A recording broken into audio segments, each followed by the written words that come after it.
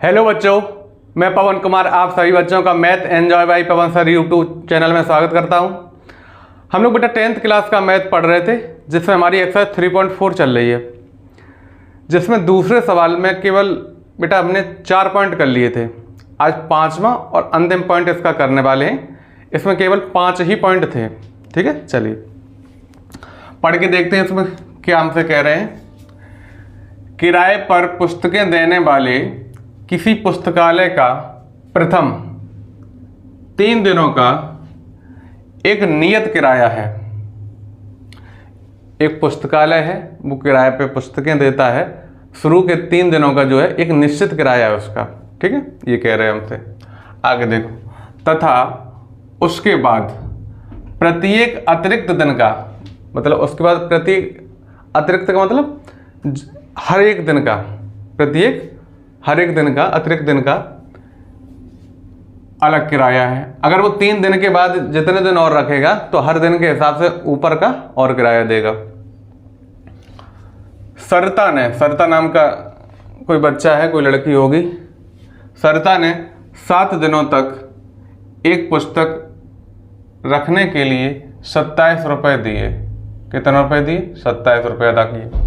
सरिता ने बेटा 7 दिनों तक पुस्तक रखी है और 27 रुपये अदा किए। आगे देखो, जबकि सुशी ने एक पुस्तक 5 दिनों तक, कितने दिनों तक? 5 दिनों तक रखने के लिए 21 रुपये दिए, 21 रुपये अदा किए। तो हमसे आगे पूछा है, तो नियत किराया और प्रत्येक अतिरिक्त दिन का किराया ज्ञात कीजिए। नियत किराया बताना है और प्रत्येक अतिरिक्त दिन का किराया बताना है। तो हम लोग क्या करेंगे, नियत किराए को x मान लेंगे और प्रत्येक अतिरिक्त दिन का जो किराया होगा उसे हम y मान लेंगे। ठीक है, चलिए इसे हम सॉल्व करते हैं। माना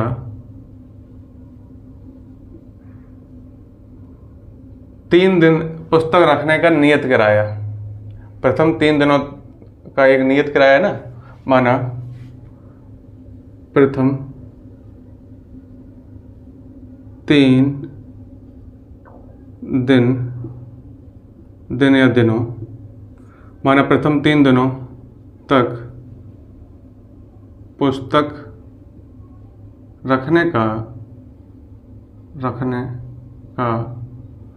नियत किराया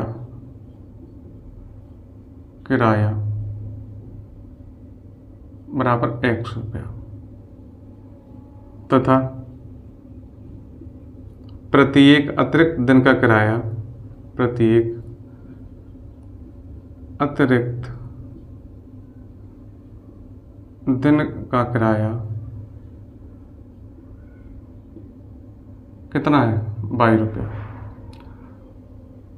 3 दिनों का नियत किराया बेटा x रुपया और प्रत्येक अतिरिक्त दिन का किराया 22 रुपया। अब इनकी देखो, पहली कंडीशन क्या है, पहली शर्त क्या है? सरिता ने 7 दिनों तक एक पुस्तक रखने के लिए 27 रुपये अदा किए। तो उसने 7 दिनों तक रखा है, मतलब पुस्तक को, तो 3 दिन तो उसने नियत किराए में रखी होगी। अब इसके 4 और बच गए, 4 दिन। तो 4 दिन जो है प्रत्येक दिन जो अतिरिक्त किराया लगता है उसके आधार पर रखी होगी 4 दिन, क्योंकि 7 दिन रखी है।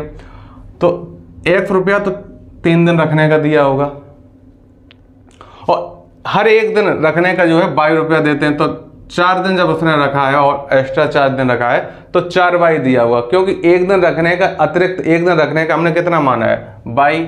तो 4 दिन जब अतिरिक्त रखेगा तो कितना? देखो, इसके तो 1 रुपये देगा, क्योंकि 3 दिन का जो किराया है, 3 दिन का, प्रथम 3 दिनों का जो है, 3 दिनों का, प्रथम 3 दिनों तक पुस्तक रखने का जो नियत किराया है वो 1 रुपया है। तो इन 3 दिन का कितना रुपया होगा? 1।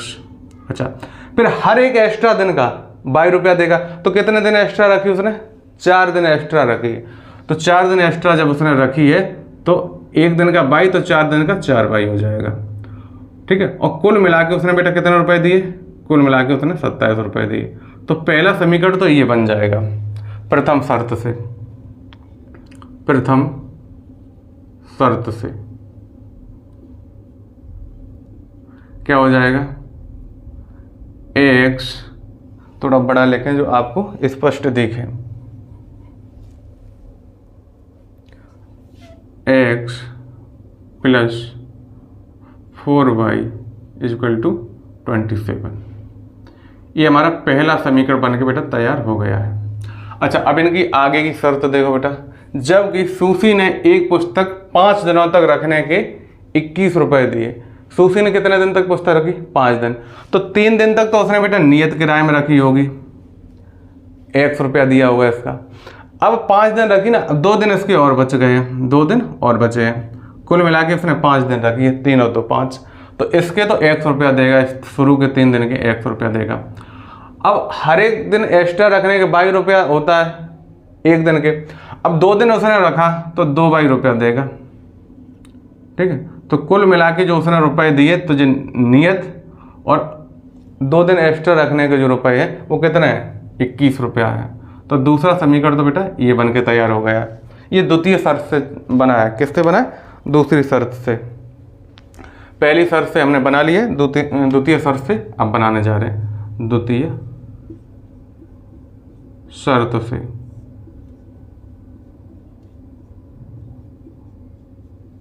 क्या हो जाएगा? x plus 2y equal to 21। अब हमें क्या करना है बेटा?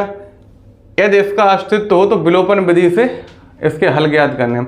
अस्तित्व कब होगा कब नहीं होगा, जो हम पहले भी सीख चुके हैं। इनकी तुलना हम करते हैं बेटा, जो x के और y के गुणांक हैं उसकी तुलना करने के बाद a1/a2, b1/b2 और c1/c2 निकालने का प्रयास करते हैं और उसके बाद हम बता पाते हैं। तो यहाँ देखो, a1 का मान कितना है? 1, b1 का 4 और c1 का 27। यहाँ भी देखो a2 का 1, b2 का कितना है? 2 और c2 का 21। तो जब तुलना करेंगे, यहाँ देखो a1 बराबर हमारा कितना है? a1 बराबर है 1, a1 1, b1 बराबर 4 और c1 बराबर 27। यही तो है। इसी प्रकार से a2 देखो, a2 बराबर कितना है? a2 बराबर 1, b2 बराबर 2, ये वाला 2 और c2 बराबर ये वाला 21 है। हम लोग क्या करेंगे? a1/a2 और b1/b2 ये निकालने का प्रयास करते हैं। a1/a2 तो यहाँ 1/1 आ जाएगा, 1/1। अच्छा, b1/b2 निकालो। b1/b2 क्या होगा? 4/2, 4/2 काट पीट कर लो, 2 1 2, 2 2 4, तो 2/1 आ जाएगा। अब यहाँ देखो a1/a2 बराबर नहीं आया b1/b2, तो आगे चेक करने की जरूरत है नहीं, रेखाएं प्रतिच्छेदी हो जाएंगी। a1/a2 बराबर नहीं आया है b1/b2 के, तो रेखाएं प्रतिच्छेदी हो जाएंगी और प्रतिच्छेदी जो रेखाएं होती हैं उनका अद्वितीय हल होता है, उनका मात्र एक हल होता है। जब उनका एक हल होगा तो उनका अस्तित्व कैसा होगा बेटा? होगा। तो उनका अस्तित्व होगा, तो इसे अब आराम से हम लोग हल करेंगे, ठीक है। आप समझ गए होंगे। चलिए, अब विलोपन विधि हम जो लगाते हैं उसमें एक पद विलोप करते हैं, एक पद गायब करते हैं। या तो x का पद गायब करेंगे या y का गायब करेंगे। तो यहाँ पर देखो, x का पद गायब करना आसान है। क्यों आसान है? क्योंकि x के गुणांक समान है। तो समीकरण 1 में से समीकरण 2 को हम घटा देंगे, क्योंकि गुणांक समान होने के साथ साथ इनके चिन्ह भी सेम है। तो घटाएंगे तो x वाला पद घट जाएगा। तो हम लोग क्या करेंगे? समीकरण 1 में से समीकरण 2 घटाने पर समीकरण 1 माइनस समीकरण 2, इसका मतलब ये हो गया कि 1 में से 2 को घटा दिया। तो जब बेटा 1 में से 2 को हम घटाते हैं तो चिन्ह क्या करते हैं? बदल देते हैं। ये समीकरण नंबर 2 है। चाहे आप इधर लिख लो तब घटा दो, या यहीं पर रखे रहने दो तब घटा दो, कैसे भी कर लो, ठीक है। जब घटाते तो क्या करते हैं? चिन्ह को बदलते हैं। तो बदल लो चिन्ह,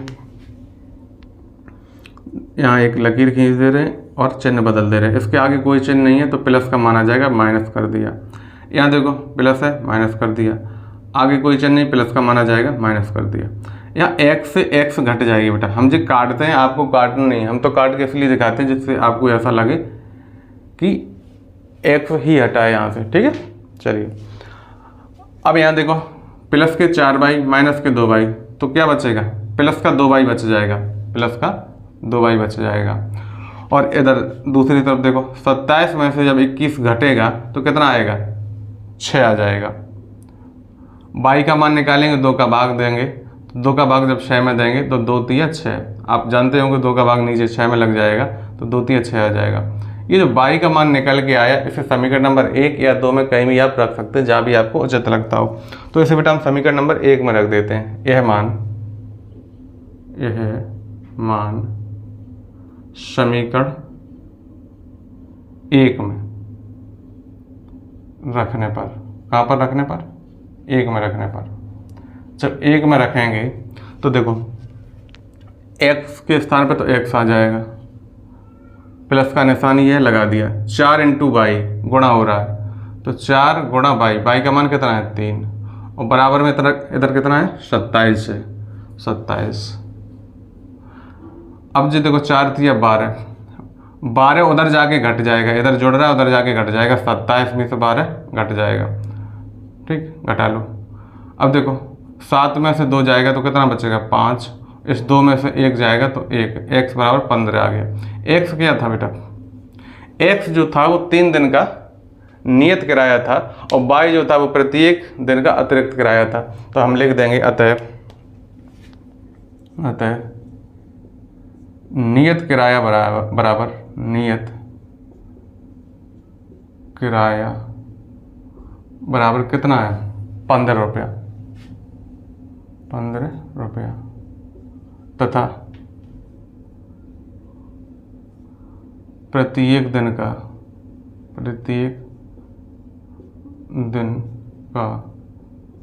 अतिरिक्त किराया, अतिरिक्त किराया है बेटा वो कितना है, वो बाई का मान है, और बाई का मान कितना है हमारे पास, बाई का मान जो है 3 रुपया निकल के आया, 3। अच्छा आगे उधर दिख रहा है कि नहीं दिख रहा है, अगर नहीं दिख रहा हो तो हम नीचे लिख देते हैं, इधर लिख देते हैं 3 रुपया है, ठीक है, कितने रुपया है 3 रुपया। और ऊपर भी देख लो कोई दिक्कत नहीं। तो ये कितने रुपये निकल के आया, x का मान जो है 15 रुपया निकल के आया है, और y का मान कितना रुपये निकल के आया 3 रुपया। तो मुझे लगता है आप लोगों को ये अच्छे से समझ में आ गया होगा। इस प्रश्नावली के बेटा ये अंतिम प्रश्न था। अब कल से 3.5 प्रश्नावली शुरू होगी, ठीक है। तो आज के लिए इतना ही। वीडियो देखने के लिए बहुत बहुत धन्यवाद।